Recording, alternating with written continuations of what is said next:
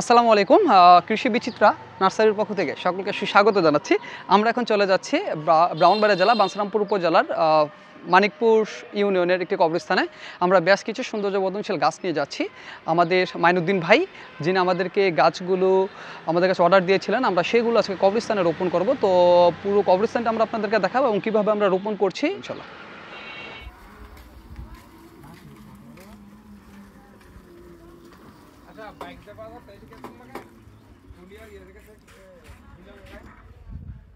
আমরা কিছুক্ষণ আগে আপনাদেরকে জানিয়েছিলাম যে কৃষি বিচিত্রা নার্সারির পক্ষ থেকে আমরা মানিকপুর কবরস্থানে এসেছি। এখানে দেখতে পাচ্ছেন যে মানিকপুর কবরস্থানে আমাদের বেশ কিছু স্বেচ্ছাসেবী ভাইরা গাছ লাগানোর কাজ করছেন। এই হচ্ছে সৌন্দর্য বর্ধনের কাজ চলছে।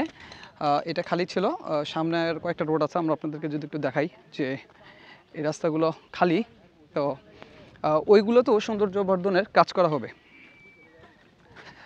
এখন শেপটা হচ্ছে যে আমরা যদি একটু দেখাই যে ওইখানে হচ্ছে আপনার এখানে হচ্ছে জাউ গাছের সাথে হচ্ছে একটা পাতাবাহার পরসারি, এরপর হচ্ছে রঙন, এরপর হচ্ছে আরেকটা পাতাবাহার।